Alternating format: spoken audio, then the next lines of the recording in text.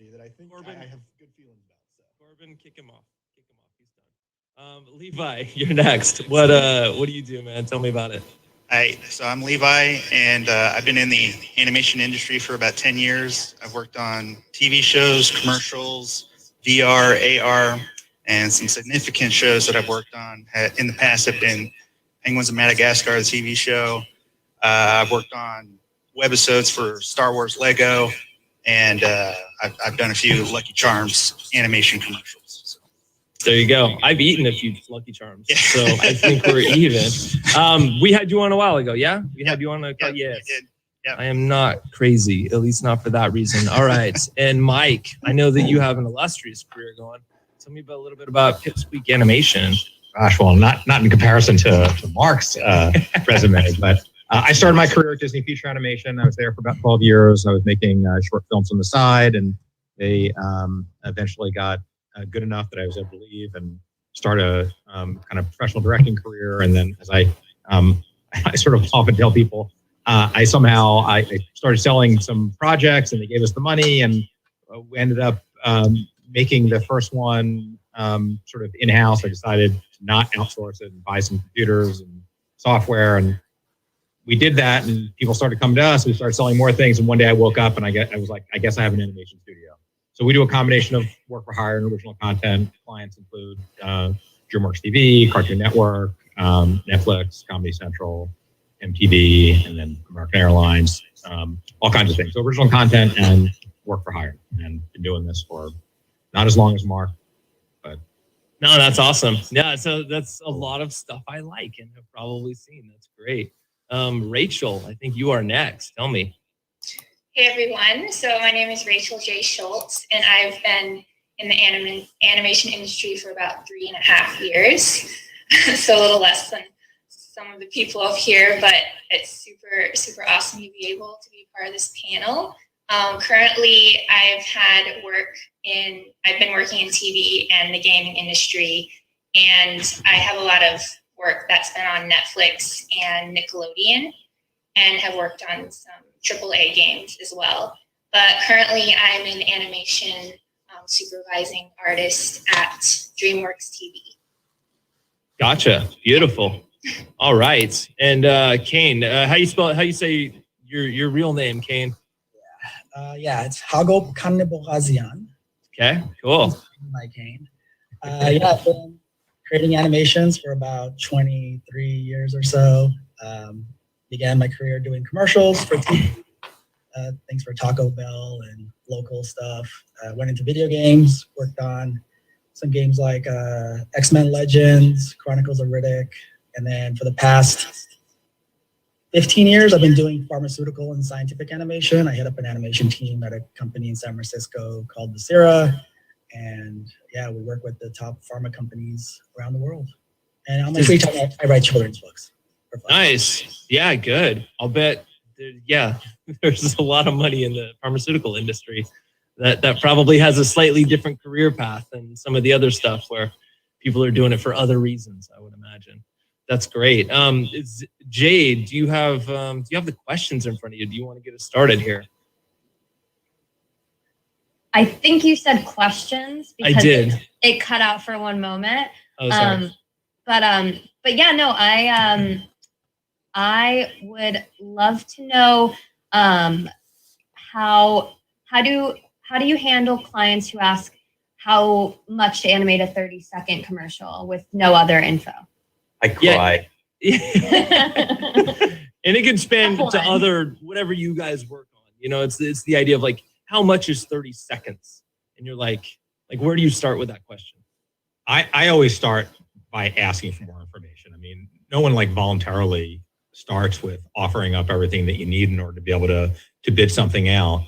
And so it's a combination of asking questions that will allow you to sort of price things. And part of that is, what are their references? Like what quality level are they trying to hit?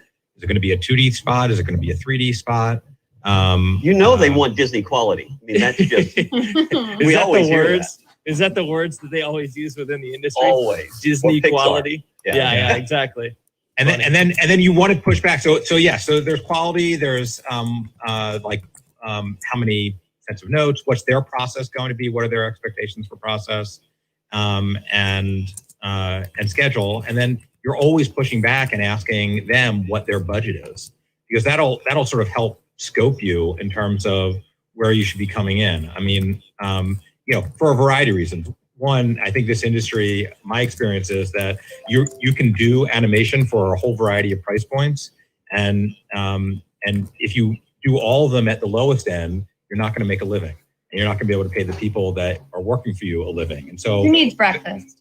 Yeah, right. Well, maybe you're only going to be eating those Lucky Charms, that Levi has animated. So I think it's like you want to scope things so that you can make a sort of accurate bid and a place to start. And it's also a place to start weeding people out, because as Mark said, I mean, I'm sure that we've all had people call us and go, give the Disney reference, or I've definitely had like the Star Wars reference. Someone's looking for visual effects. We want it to be like Star Wars quality. And then you ask what their budget is, and they'll, $1,000.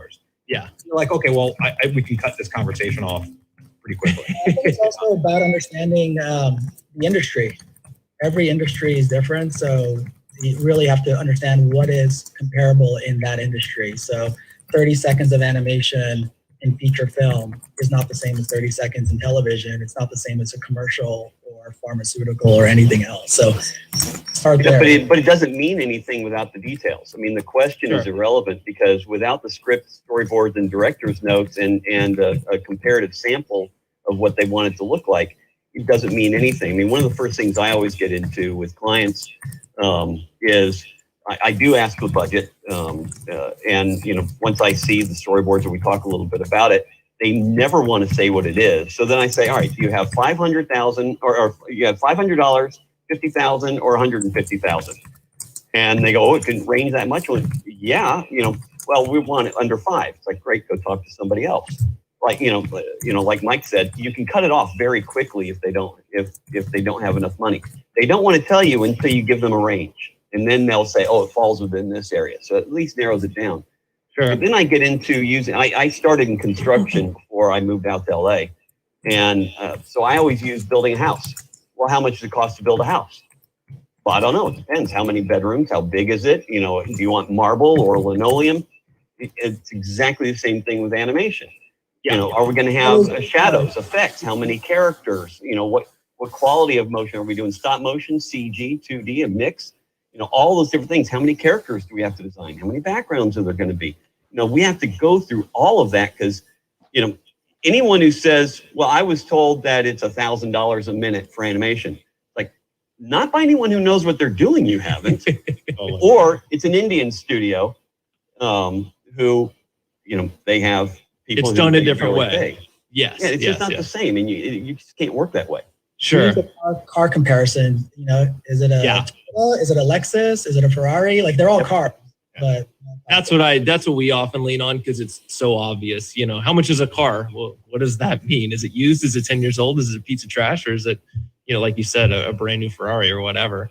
I actually like to compare it. I like those comparisons that Kane and Mark just said. I often find like people from, producers are from more of like live action background. I try to like tie it back to, how they would think about budgeting a live action shoot. And I try to find to me, I think there's like an 80% overlap between like animation and animation process and live action. And so I try to like draw, and people invariably come in and they either, they don't know, they legitimately don't know, or they act like they don't know. And I try to really draw those comparisons. And the same way, and I'm like, well, is this the, independent, one location cabin in the woods, or is this going to be Titanic on the ocean with crowds? And, and I sort of like list the things that for them, they know would be expensive. And I try to sort of liken what we go through to what they would go through as they sort of figure out how much their TV shows or movies would cost. Yeah, absolutely. And sometimes you have to educate your client. I mean, that's part of our job, honestly, in just about anything we do, is letting them know sort of what their sandbox would be given any basic budget limitations. And, get them started from there, because like you said, they don't know how much animation costs. They might have heard some really misleading numbers in the past, and so that's our job, is to like lead them to where we can work together. We can actually get something accomplished. And one of the things that's really hurt our industry is people who leave a big studio and work as an independent and don't understand that your budget has to include potential overages and electricity and rent. So what they're charging is something you can't make a living on, but then it trains clients to expect 1/10 of what it should actually cost. So independents who don't understand true cost hurt everybody. Yeah, because they're robbing Peter to pay Paul. It's today, they might not have anything budgeted for backup or upgrades to their software or new hardware or any of those things, and so it's only going to be sustainable for a couple of years, and then the client might want to come back and be like, hey, I want to update that version, and they're like, out of business, or they don't do that anymore. They don't have that stuff sitting around or any of that. There's a lot of hidden costs from the consumer's end, from the whoever is contracting you out to do that they just don't realize what our overhead is or what your guys' overhead would be. Yeah, quite interesting. DJ or Levi, I feel like we've covered this fairly well, but or Rachel, any other input? I would just piggyback kind of on what was already said. I spent 7 years as a creative director at a major tech company where on my floor, I was the only person that wasn't an engineer doing code, doing that kind of stuff. So when people would come to me, it was, the education was the big thing. I mean, imagine if you stopped, to bring it up yet another metaphor to it, you stopped at a place on the side of the road that said restaurant. Sure. And, you'd go in and you'd say like, how much is food? What is food? You wouldn't have the information to like tell them that you want like, a cheesesteak or whatever you want. But that was kind of the situation that we had, was they knew that they needed a video or a animation or whatever it may be to put together. But they just lacked the background and that understanding to be able to actually make it. And so that was where we would step in. And we found the more that we focused on education, like the easier it was to kind of convert clients into good clients, so that they weren't kind of underbidding, so that they knew next time around what to kind of expect. Yeah, I was gonna say another strategy that I have is to try to get them to understand that, you could go to an Indian studio or wherever and maybe get a bid that is lower, but you're not going to get the service. And so one of the things that we sort of try to do is to say, hey, look, we'll work with your budget. I mean, again, there needs to be a minimum that we can do anything with, but a better way of thinking about our services as sort of like more of a boutique studio is we will help you figure out the best way of spending that money, so that you can get as much on the screen as possible, but it's realistic. Like we can actually pay people, reasonably. And again, for the right client, that actually is a selling point. Like they actually, if you come in and you don't know animation, and there's all these knobs that we can tune on the animation side, and some things that might be like really valuable, like for us creatively, like maybe we're like motion sensitive, and so like animation is super critical. But maybe for the client, they don't really care about that. What they really are interested in is like the overall like visual complexity of the frames, and they don't really care so much about movement. Well, if we know that, then we can sort of help guide them to what would be an art direction style that would give them what they want, but allow us to sort of work it so that, again, like it'll come in under whatever budget cap we've agreed to. Yeah, we've kind of backed into budgets at times too, where, if they've got something, I'll say, all right, let us design something that works. Instead of you telling us what you want visually, you tell me what you've got, and I'll tell you what we can design to fit that budget. And quite often that's worked, and we've sold clients that way. Yeah, that's nice. That's almost all of what we do. Do you guys have any workarounds for educating them? Do you ever send them to watch other videos, or do you have a white sheet of stuff like that? What's the best way to get them on the same page with you guys? I send them samples of a lot of different styles, and for a long time I had a sheet that had a single image of lots of different styles of animation, so they could look through. Oh yeah, well we want something that kind of looks like this, or or something like that. And that at least helps, because you have to kind of guide and narrow down what direction before you can even start the conversation. I was at Home Depot today and doing something else, but there's 50 different types of light switches.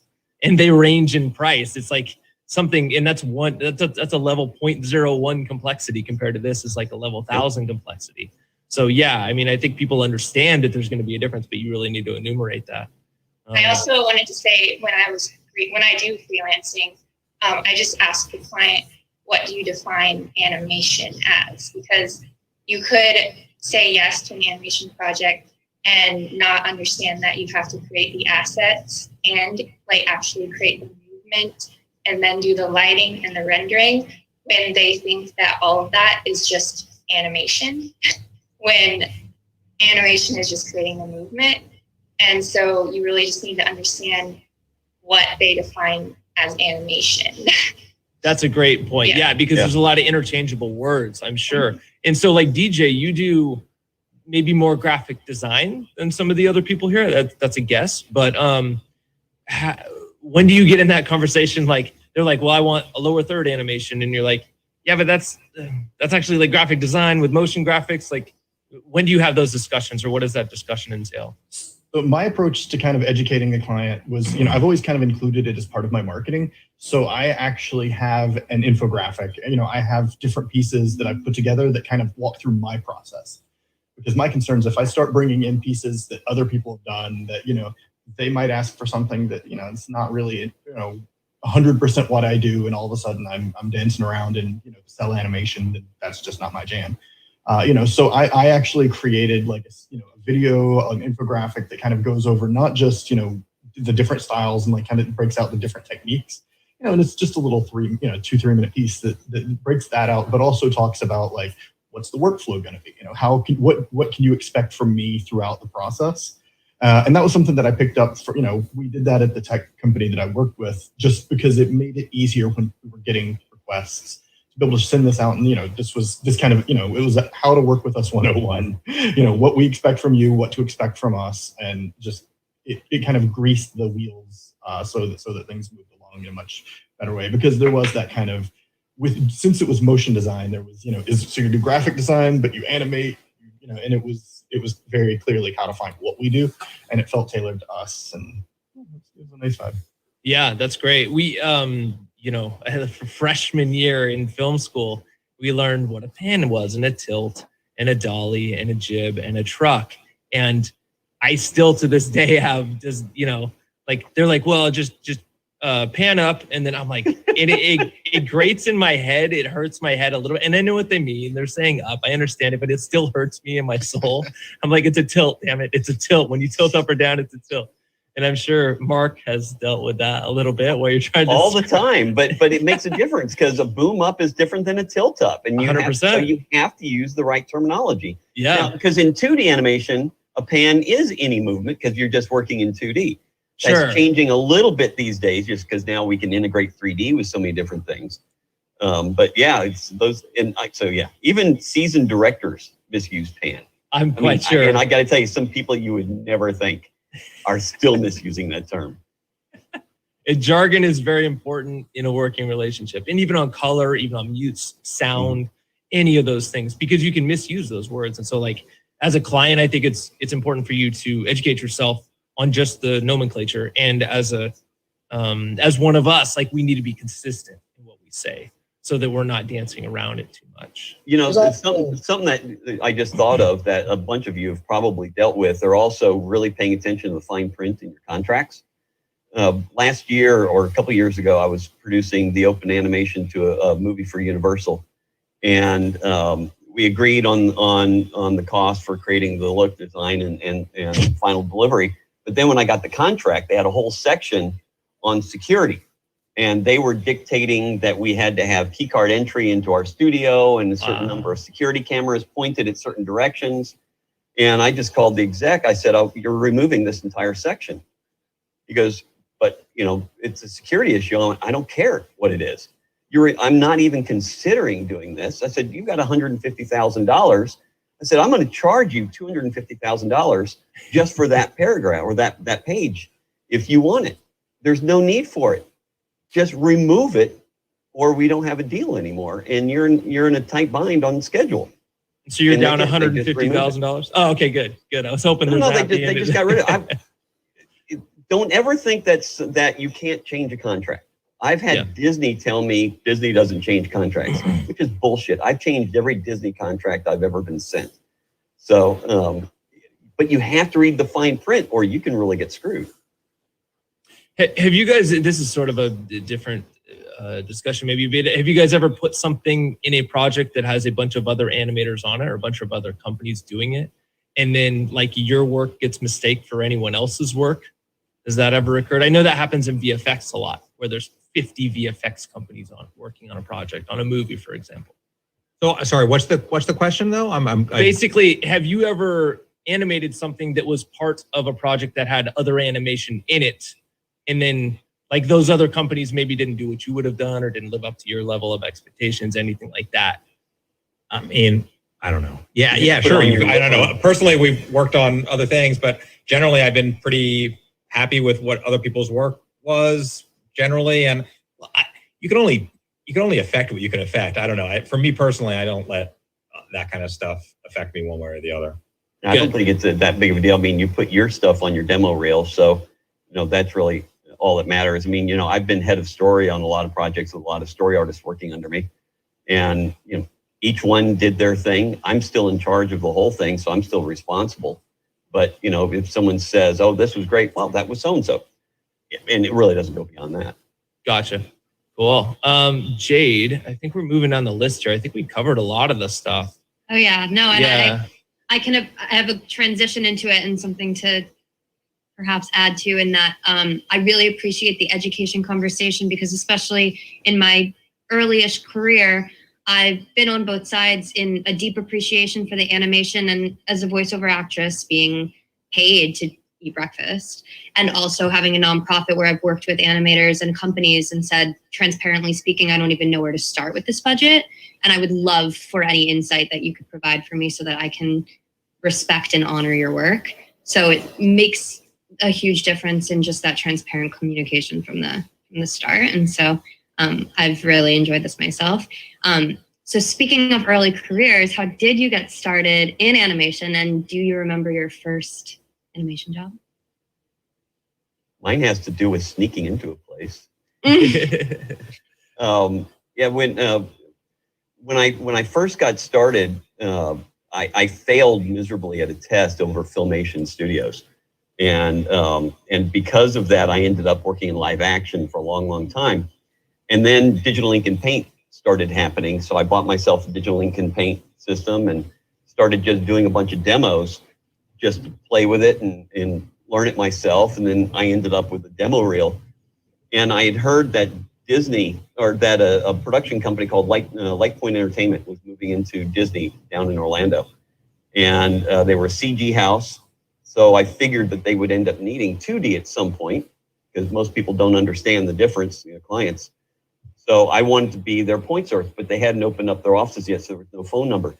But I knew they were on the back lot at the Disney MGM Studios, what they called it at the time. So I called an animator friend of mine, Travis Blaze, who was working on the back lot. And I said, get me a pass in to see you, but I just need to sneak onto the back lot. And he said, why? I said, does it matter? He said, no. So he got me a pass. I snuck on. I just parked, and I just went into every building I could find on the back lot until I found this guy, the president of the company. And I asked if I could, I said, look, I'm not looking for a job, but I'm assuming you're going to need 2D animation at some point. I just want to be your source. You got a minute? Let me just show you my stuff.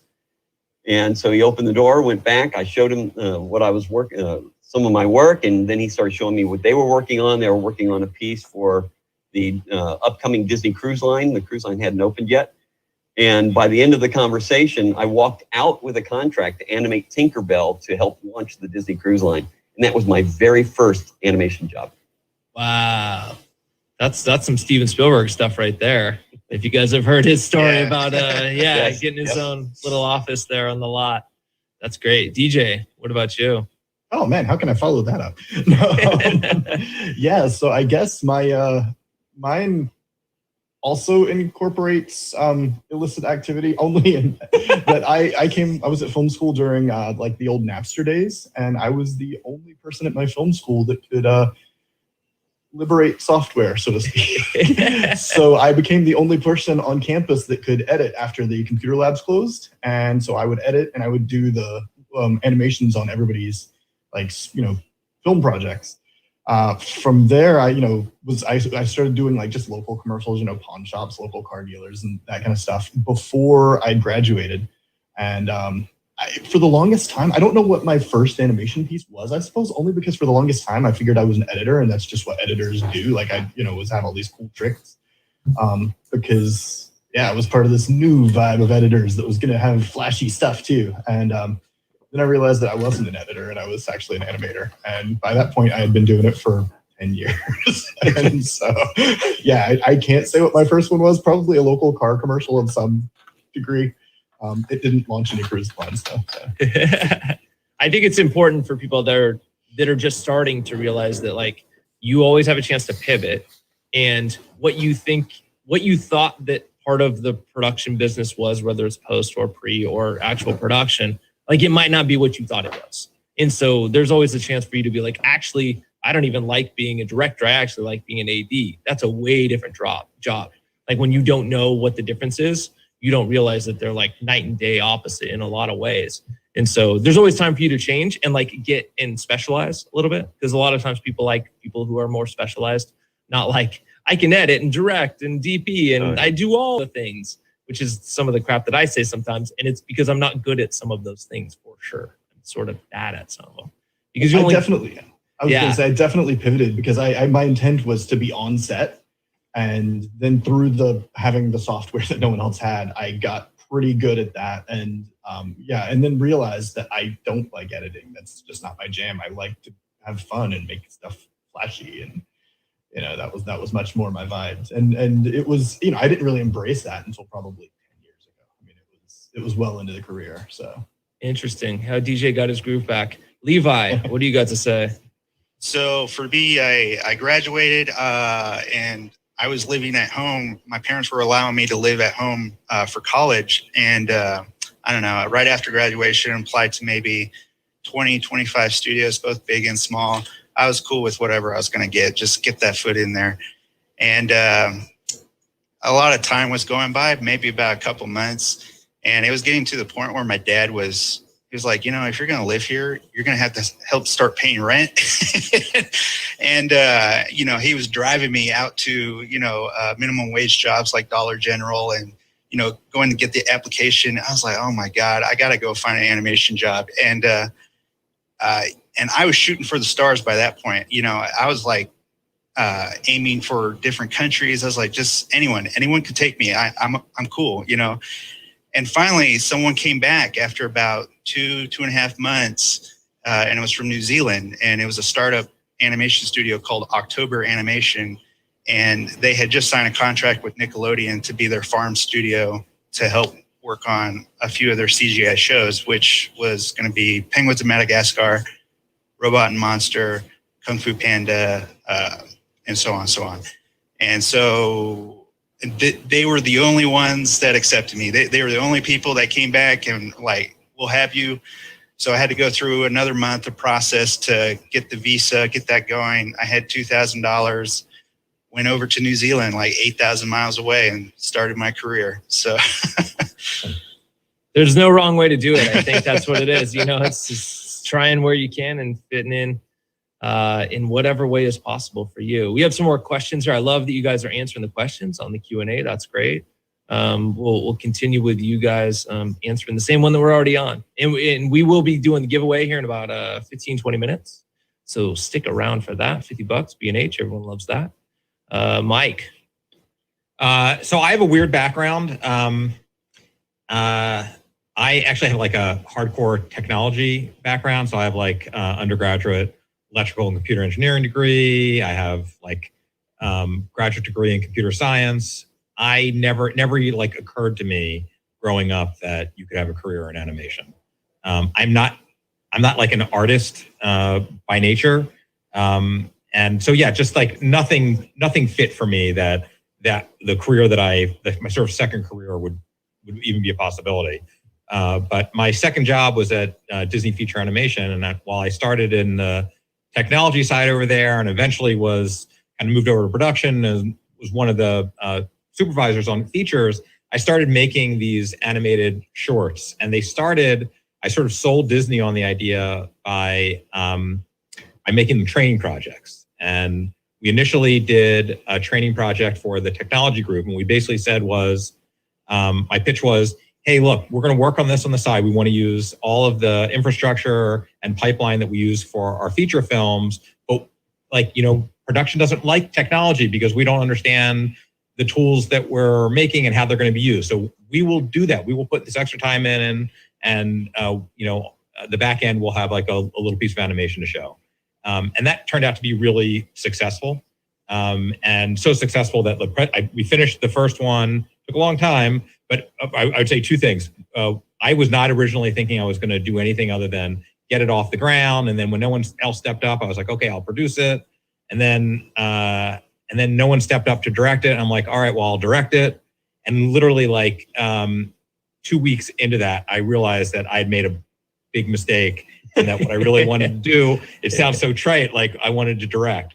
So cut to 10 years later, I basically did a series of these over a course of 10 years. And I would work basically from 6 until 10 or 11 o'clock at night, 5 to sometimes 7 days a week. Eventually they just got good. I got an agent, and but it took a really long time. So I don't know, I left to get my first sort of professional thing at Comedy Central. I directed this series called The Adventures of Baxter McGuire, but I had been working for literally a decade before then, just trying to get good enough, I guess. You were an overnight hero, right? An overnight sensation. That's how they always look at it. After 10 years of 70-hour weeks. Yeah. Rachel, we gotta keep these short because we got more questions. So Rachel, tell me. Sure. Well, I took more of a traditional route. I actually went to art school for animation. I always just loved drawing ever since I was a kid and loved theater. So I was like, oh, put those together and that's animation. So I'm like, okay, I'm gonna go be an animator. And I went to Savannah College of Art and Design in Georgia. And so I took their animation program there, but I did not receive a job for about probably 2 years after I graduated, which could be a really dark place for students right now when you're just graduating. The main thing that just kept me going was I was staying connected with people from school who had already gotten jobs and just kept asking for critique on my stuff and wasn't afraid to show my stuff to people and not isolating myself from the art community, so that I wasn't, totally in my head about it. So I landed my first animation job in Vancouver, Canada, and I worked on a TV series that was that's on Netflix right now. It's based on How to Train a Dragon. So I was a character animator for that. And another thing that I really think that for young animators, a great piece of advice would be not to put all of your worth into the art that you do, because it's a job and at the end of the day, and it can be if you start mixing your worth and your identity in something that you're using for your job, that can be really hard to deal with. So just separating those two, it's okay. It's okay if you have a bad day, and it's okay if it's not working out with your art for one day. It's just a job. Yeah, it's an interesting take. I always think about just how much goes into a movie, for example, and it's the writer, this is their whole dream for their entire life, and they spend probably hundreds, maybe 1,000 hours on the screenplay and went through all these revisions, and then it gets to the production company and the director and all these things, and there's hundreds of people on set, and just there's a million man hours in this thing, and then someone comes out of the theater and they're like, how was the movie? They're like, that sucked. And you're so much happened to let you think it sucked, and we can't take that personally a lot, especially if we're a small part of the part in a lot of ways. Yeah, but you want to also be able to sink what you care about into it. You want to be passionate about it, obviously. That's super important. So Yes. it's the double-edged sword of all time. It's a hard balance. Yeah. Hago, hit me up. Last one. Yeah, no, my career started a while back and started with just doing stop motion animation and cutout animation. Big fan of Teenage Mutant Ninja Turtles. So, I was, and in high school, I actually, got really into animation. And this is early days of computers. So, the only thing I had was a physics program. So I would use the physics program to create animations where I would simulate car crashes and people flying out of the windows. And that really, that kind of got me going, and I had to do computer animation. And fortunate enough that my cousin's friend's neighbor was a kid genius who was doing 3D animation in Lightwave.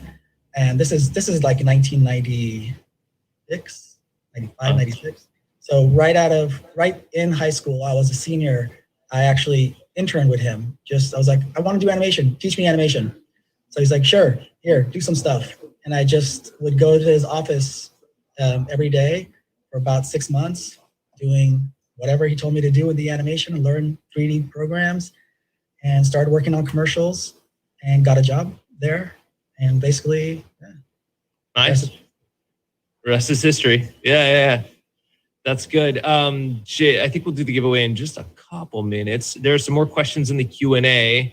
If we can do any of those, let's ask one of those real quick.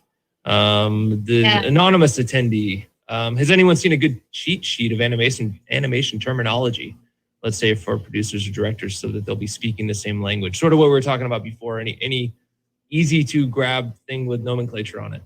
Well, I know my book on how to produce independent animation had it, but that's out of print, so that won't really help.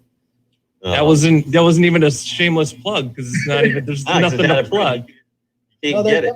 Come on, Mark. Several books out there. eBay?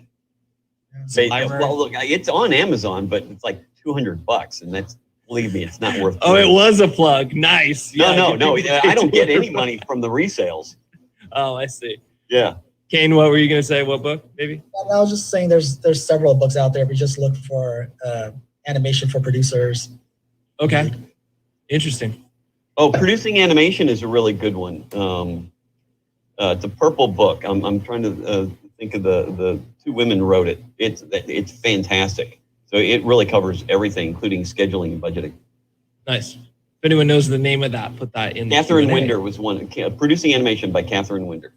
Nice. Perfect. Jade, any more questions from the list? Yes. We have, I would love to know if there's a favorite project or a least favorite project that anyone would want to talk about. Sharing. Can just go real quick. Levi, yeah. Yeah, when I got onto Star Wars Lego, I was in heaven, and because TV, man, that stuff is so brutal. That the schedules, the way that goes, like it was an ongoing, rigorous schedule thing that I did not love in the end. And so when I got into Star Wars Lego, it was a lot smaller. It was like a group of 10 people. You can just kind of talk with people in the same room. And the projects were smaller, but the quality was higher. So you could put what felt like a lot more into it, like special effects and lighting, just up the quality than what I was seeing in TV. And so when I came in, I didn't start off on Star Wars Lego at first. It was like on Lego City stuff, but they soon found out that I had like a real interest in that stuff. And they're like, well, maybe we'll throw them some shots. And one of the supervisors threw me a lightsaber shot. And, you know, like this is 6-year-old me going, yes, thank you. And I did not screw up the opportunity, because I was like, I don't know if I'm going to get another lightsaber shot, but I put myself into it. Like I did reference for it. I thumbnailed for this sucker. Like I put everything into it, and it impressed everyone enough where they're like, give the lightsaber shots to Levi. And from that point on, for like a year or two, you know, I was in heaven doing lightsaber shots for Star Wars Lego. You know, little mini Yoda, mini Luke, little Darth Vader. Like, so good. So that's great.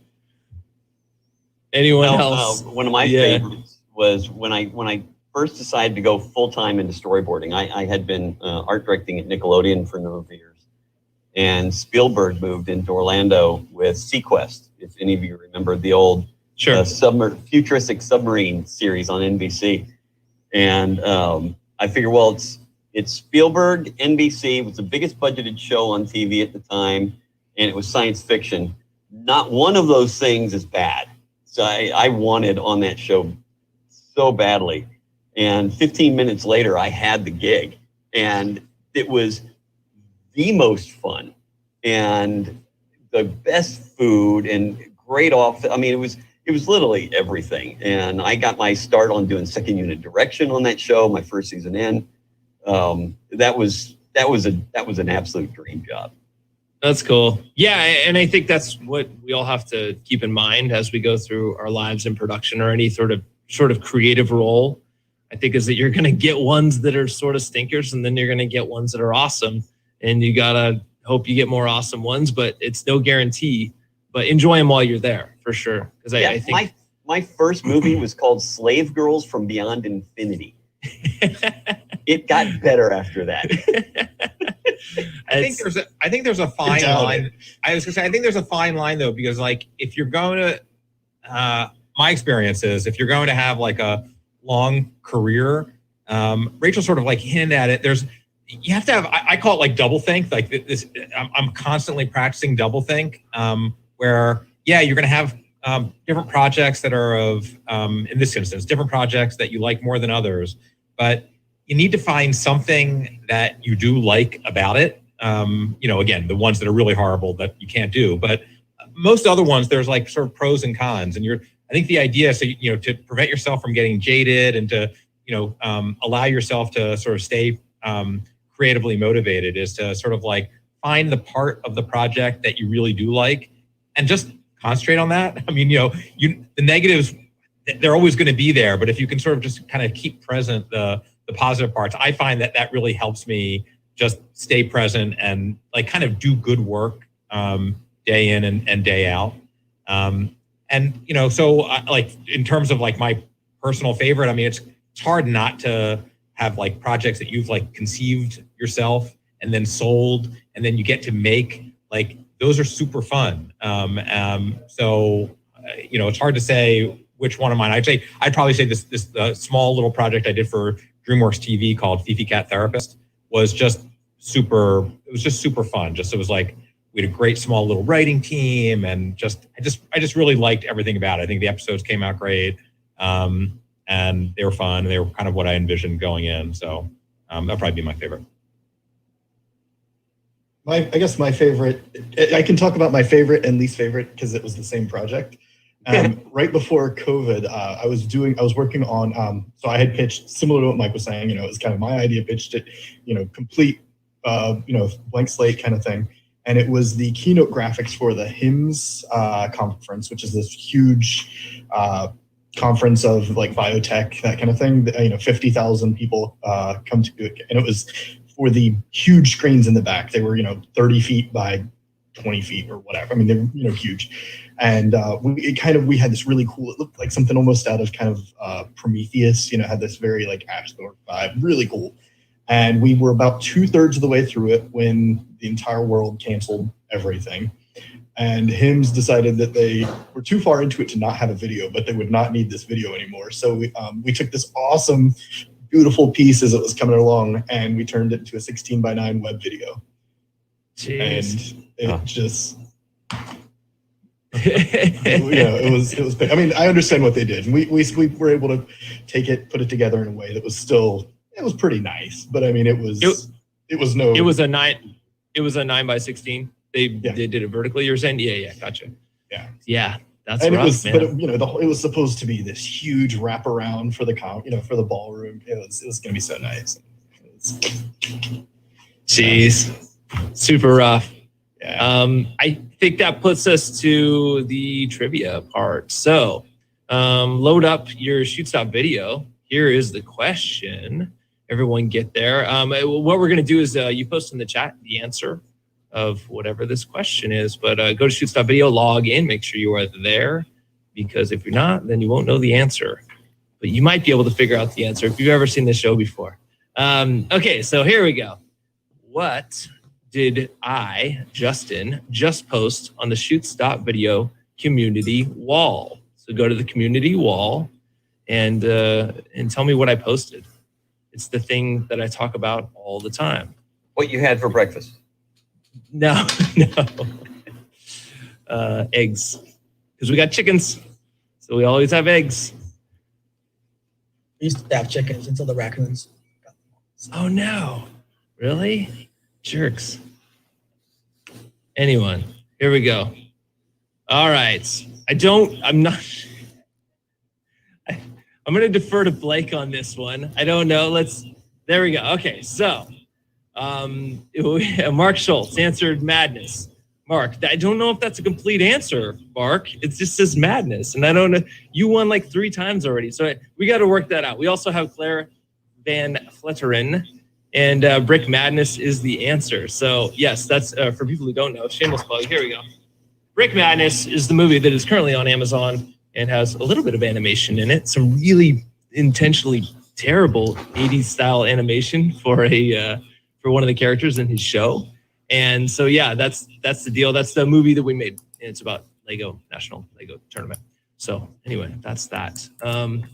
Claire's the winner. Love it. So fun. And thank you for going through Shoots.video. Please, now that you're there, add some stuff to the wall, watch other people's things, add comments, that sort of stuff. You know how walls work. You've been on Facebook before. Jade, do we have any other parting questions for these guys? We got a few minutes left. We should actually probably handle it was in the Q&A. I was going to say we got a couple more. Q&A. Yeah, hit one of those up. Let's see.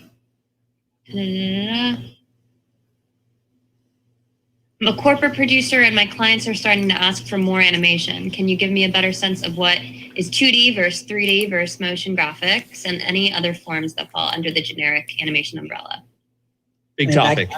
I can say that I've answered this question for the same people over and over again, and clients and just everybody.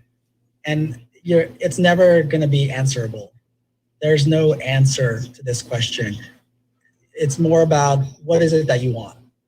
Show me examples. Yeah, let's talk. It's a conversation, but to separate 2D and 3D it's almost impossible in the whole spectrum of things. Sure, you can say this is a 2D animation, but there might be 3D elements in the background. There might be 3D it's a very complex thing. And 2D that's rendered that for a lot of people looks 3D, or 3D that's flat shaded that looks 2D, and it's not the client's job or the producer's job, or there's a lot of people's job. It's not their job to understand how, maybe a producer, maybe how it's actually being made. It's about what do you want the final result to be, and let's figure out a way to get there. But how it's actually done, is it done in After Effects with a 3D plugin in After Effects? Is that 3D or is that 2D? It doesn't really matter. Well, and describing it doesn't really help the situation, nor does describing it matter. So again, kind of like we were talking about at the beginning, it's show them samples, or if they show you a sample, you say, oh, that was done this way. So this is an option, or we could do something that looks similar by doing it this way. So it's got to be based on the visuals. If they're not looking at it and they don't understand the industry, it won't make a hill beans of difference what you say. Well, and I think, sorry to cut you off, Mike, I don't think there's a way to describe that. You can't describe visuals because we all see things differently. Even saying well, it's red, I want a red color here. And you're like, what does it mean to you? Is that DJ's shirt? Is that Space Ace in the background? Is this what Rachel has in the background of hers? There's multiple, even something as simple as that. So you have to have something to actually say that thing. Sorry, Mike, go for it. No, I was going to say, just sort of piggybacking on both what Kane and Mark said, is that it's a starting point when you have something concrete to look at.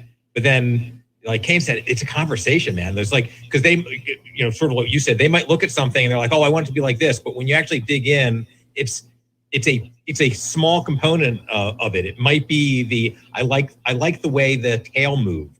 That's the key thing that I'm keying in on. You don't see that being the the main thing, where someone else is like, no, it's like, the overall art direction. I like the color. I like that. I like the, the color palette.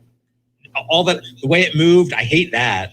The character designs, I hate that. But man, I love the colors. And you're going to end up wasting a lot of your time making something that they didn't actually want, but you thought that they wanted a lot, but it was just because you guys were talking about different stuff. Yeah, my goal is to sort of like over communicate, and that might drive some producers away where they're just like, well, I don't have time, just go do it. And I'm always like, I don't want to take a job that I'm going to under deliver on.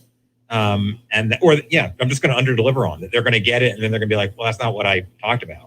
So for me personally, I want to talk to them a lot so that we're really on the same page and we're talking kind of throughout the process. Excellent answers. We have one more question here. Sorry, never mind. Not that part. How does a COVID scenario change studio budgeting now that artists have more powerful computers and the studio itself has less expenses? Should the artists start charging more? How does that work? Do you guys have better stuff at home than they have, or more like better pipelines at least? I actually wrote a big article on LinkedIn about this very thing, that studios need to change how they reimburse their artists, and artists need to understand that if they don't charge extra, they're funding the production company, which is not an employee's job. All of a sudden you're paying more for electricity, you're paying more for water, you're paying for upgrades, you're paying for desk use space that can't be used for something else. There's a tremendous amount of extra expenses that you take on if you used to work at a studio, but now the studio has you working from your house. So yeah, there are expenses that you absolutely deserve to get paid for. And if you don't understand that, you have to understand business. Everything we do is a business. Yeah, it's art, but it's also a business.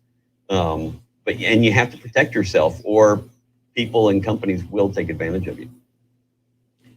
I'm gonna give a slightly different perspective on that, which is I think it kind of depends on where you are in your career and what your goals are, et cetera. So I think it's different, like sort of like Rachel's sort of experience, that you come out of art school and it could take years to actually get your first position.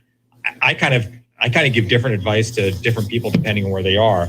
I think getting those first couple of jobs it's super hard and it's super critical. And I don't think film schools and animation schools in general prepare folks very well for what it's like to be out in the job market and what they're up against with people who actually have been doing it for a few years. So I just think people need to sort of scale their expectations. Like, someone that is fresh out of school, they might have talent, right? But they might not really know how to use it efficiently. And so giving them work might take 5 times longer. I mean, all things considered, I'd rather pay 3 times more for the person that has 5 years experience, but get it 5 times faster, because it's ultimately going to be cheaper for me. And I just think it's there's not a one size fits all answer to that. I think it's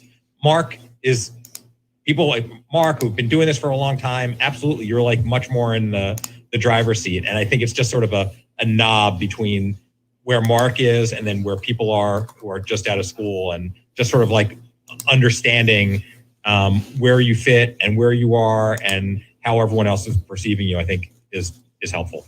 Yeah, I think you should just have a conversation with your coworkers and friends who are in the general same area as you in your career, and see what is happening with them at their studios, and just make sure that you're basically in the know, and that you know what's going on at different studios, and stay up to date so that you basically know which area you really are at. It is pretty unclear sometimes on what area you're at, because you grow and you grow out of things, and then you're in a new different level. So just keep in tune with the industry and your friends who are working in the same kind of area as you.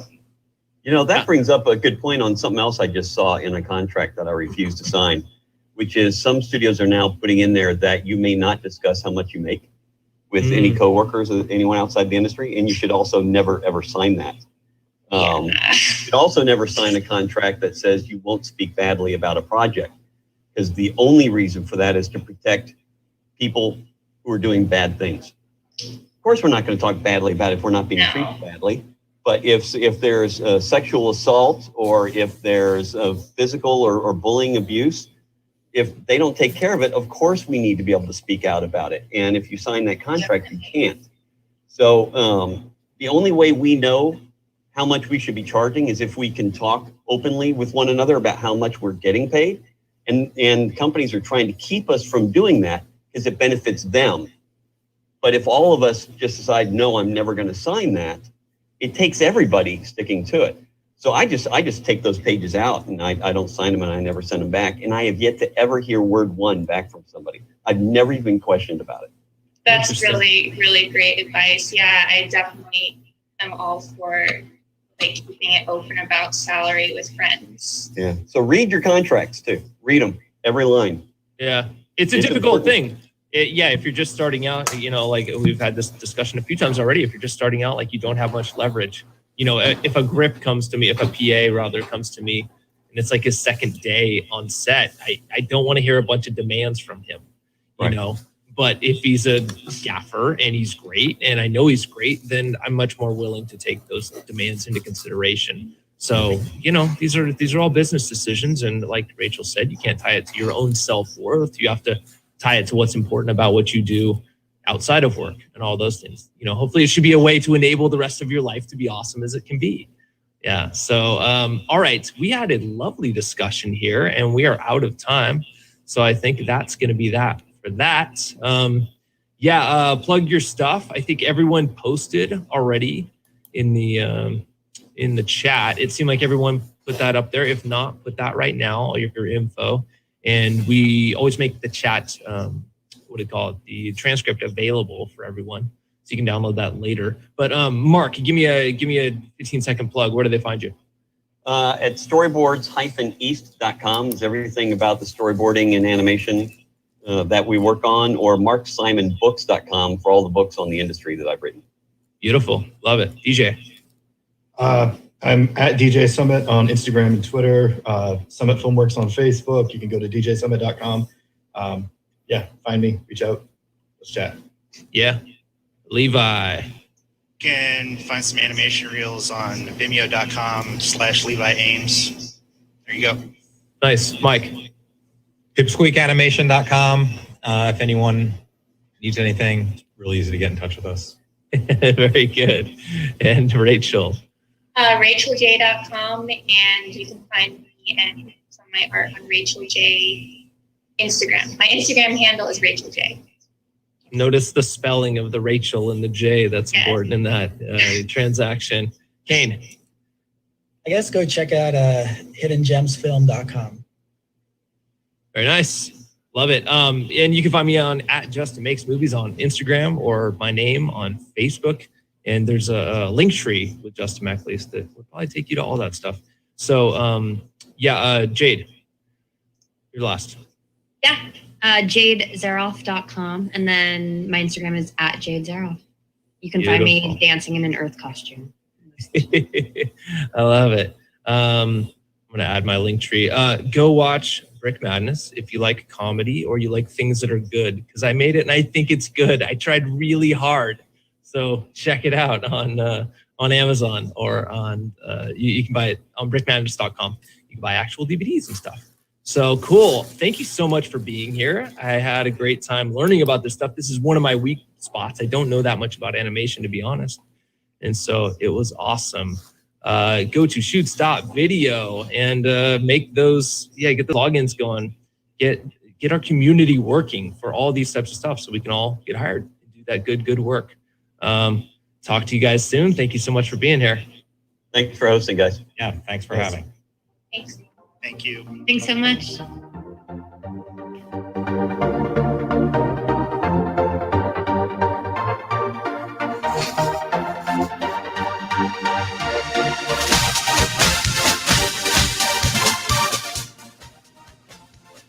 Let's call her.